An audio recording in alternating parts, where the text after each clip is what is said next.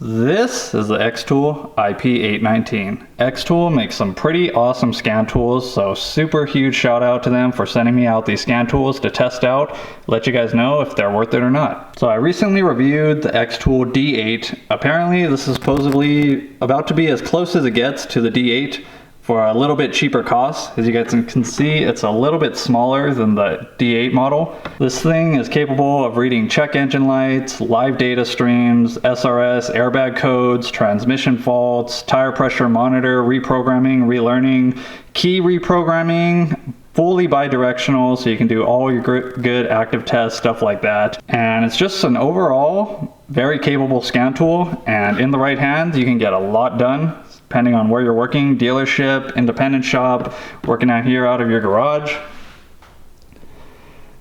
Definitely something you should have in your tool arsenal. And over here next to it we have the IP616, which is basically the same thing as the 819 as far as reading check engine lights, live data streams, accessing modules. The only difference is this one is not bi-directional, so you cannot perform active tests like you can with the 819.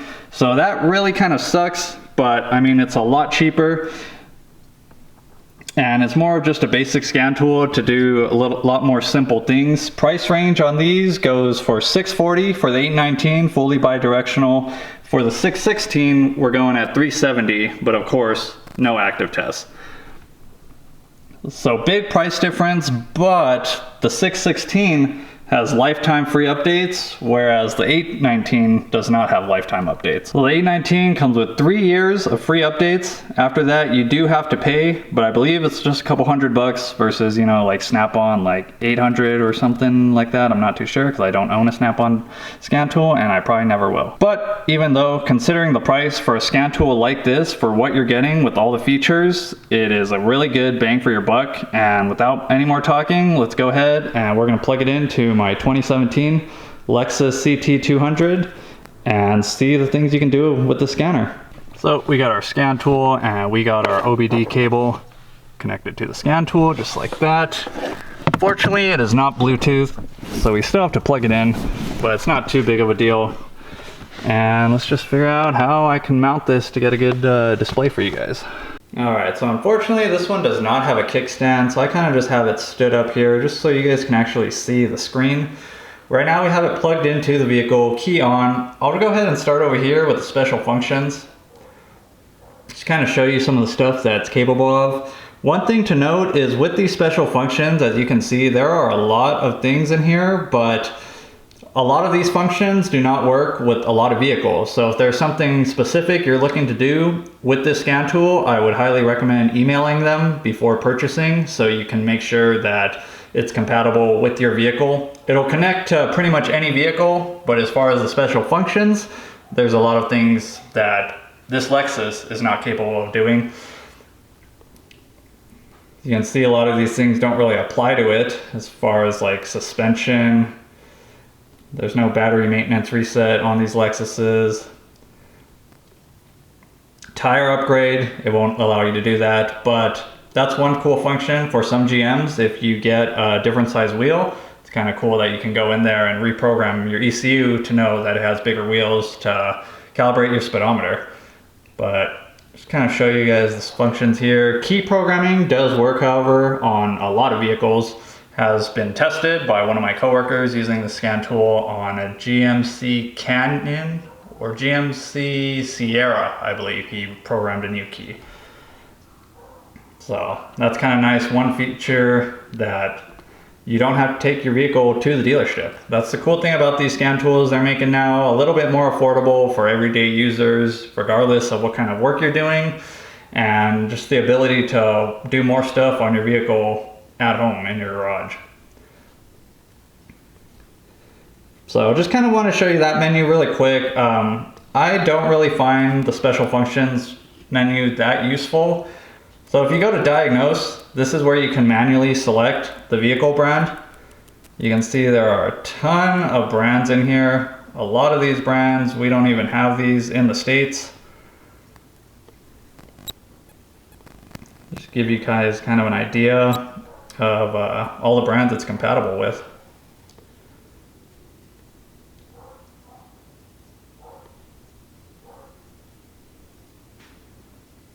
but that takes too long. When you're just trying to hook up to the vehicle, I recommend auto scan. Go ahead and hit Lexus, North America. I do not have radar cruise. Gives you your VIN, vehicle, engine code. Let's just go to automatic scan. This is pretty much just a full-on health check, as we would say when working at Toyota in the dealership. Just kind of scans all the ECUs, checks for any trouble codes, fault codes stored in any of the control modules. So we'll just go ahead and let it do its thing. And this is actually very fast. You can see down here in the corner, 23 out of 33 ECUs the scan tool is scanning for. And I can tell you right now, working at Toyota, when we use the Toyota TechStream, this scan right here would probably be like 4, sometimes even 5 minutes scanning through all the ECUs. And as you can see, within maybe a minute of me yapping about, we are all done. Scanned all the ECUs. Everything's normal, of course, no diagnostic trouble codes because there's nothing wrong with this vehicle. But here are all the modules if you wanted to enter them. So we'll go ahead and start with engine diagnose. This will take us into some more fun options. So of course, if you wanted to read the trouble codes, clear the trouble codes, freeze frame data, actuation tests, and special functions. That's why I was saying earlier, it kind of makes sense to just do this and go into the function you're looking for versus going through that other menu. But let's just go ahead and check out live data.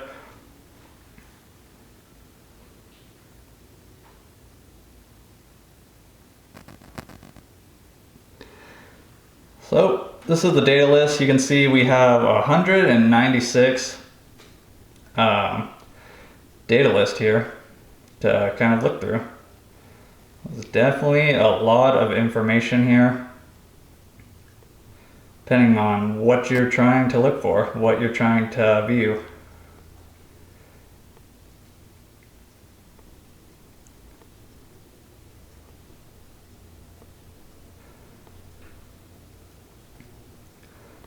So let's say this is kind of just too much information and you just wanted to view certain things.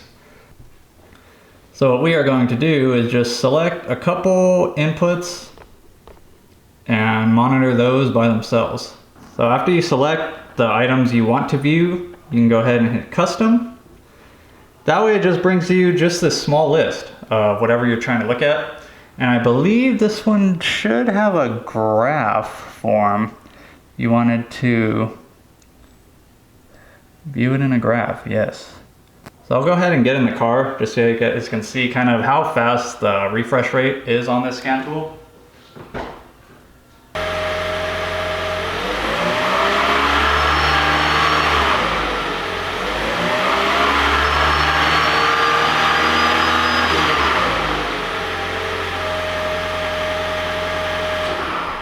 As you can see, the refresh rate is pretty fast as far as how fast it displays the data versus what's actually happening with the vehicle. So just kind of want to show you the gist of that. Of course, depending on what you're trying to diagnose, you would be looking at different data lists, but just wanted to show you something that would show a reaction time for you.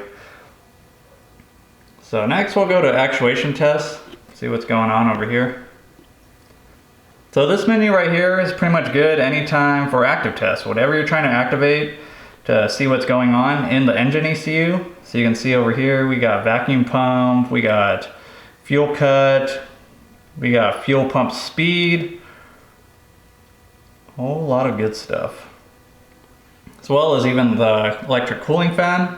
So you're trying to make sure your radiator fan was working. Here, when you go in there, if you want to monitor data list while you're doing the active test, you can do so, but we are not going to do that. We're just going to do an active test just to show you. All right, cooling fan off. Let's go ahead and turn it on. And the radiator fan just kicked on.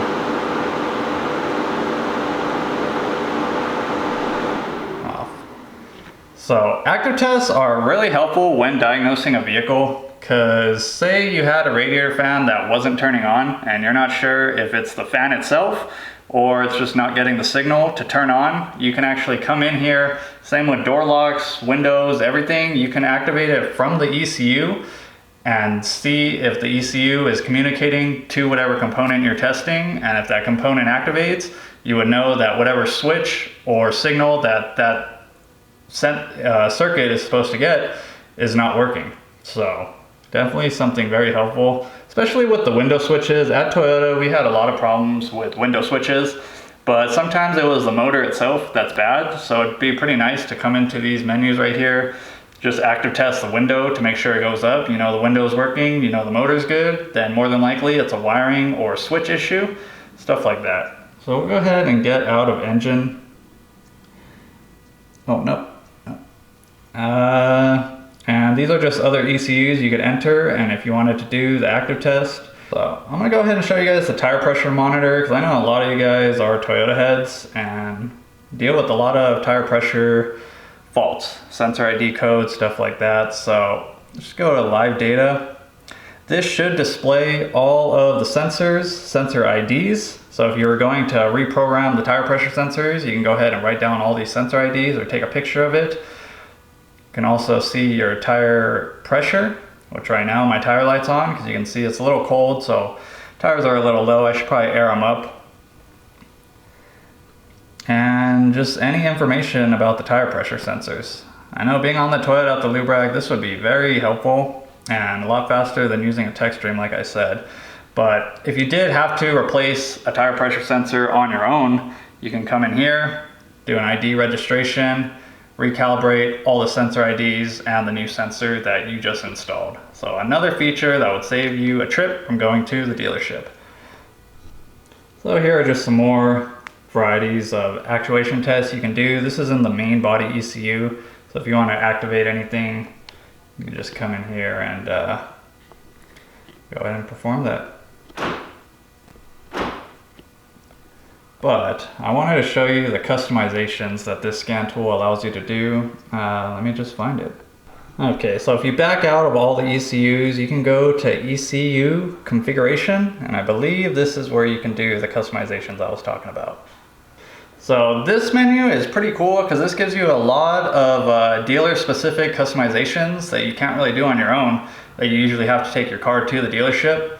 So a lot of the stuff you can control in here, like the smart key access, you can control like when you put your hand in the door, if one door unlocks or all the doors unlocked. You can change the unit conversion here. You can just change a whole lot of stuff. The door locks, the windows, you can kind of just change special settings as to what happens when you hit certain buttons.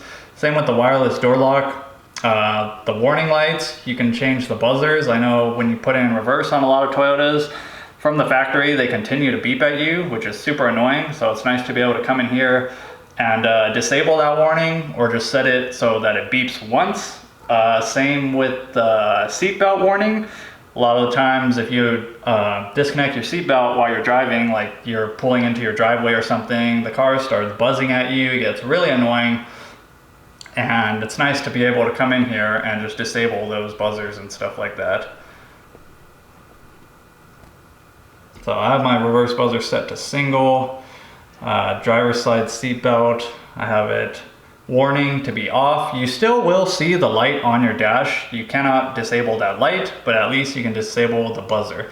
Because certain cars, I know like at work, we have a Mitsubishi Outlander, and if you drive with the seatbelt unbuckled, it is the loudest, most annoying chime you have ever heard.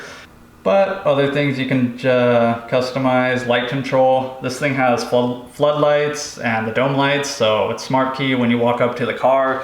You can customize certain lights that come on when you're around the vehicle. You can set up the daytime running lights to not even run at all if you don't want those running. The lane change flash count on a lot of newer vehicles, you kind of just tap the turn signal, don't click it all the way, and you'll get like a couple flashes to indicate you're changing lanes. You can come in here and set how many times your flashers actually go off.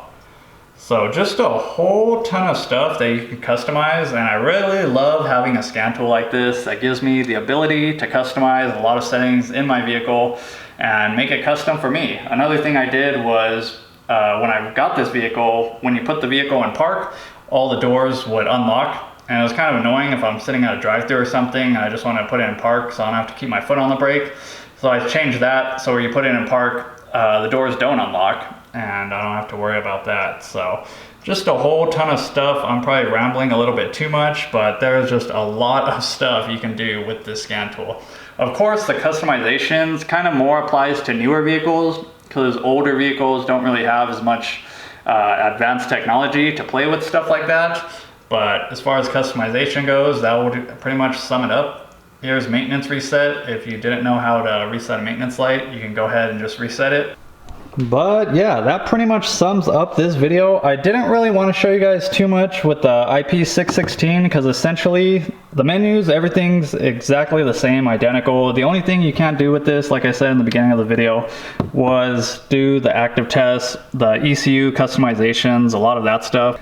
But this one still is a great scan tool, just not as powerful. So it really depends on what you're looking to do with the scan tool. But if you're kind of looking for an all-in-one, does everything, I would definitely go with the 819 just because it has a whole lot more features. The active test alone is super valuable when diagnosing vehicles. The customization is just a nice little perk to have to further satisfy customers. So links are down below in the bio or in the description if you are looking to purchase one of these. Let me know what you thought of this video. Hope you guys enjoyed it.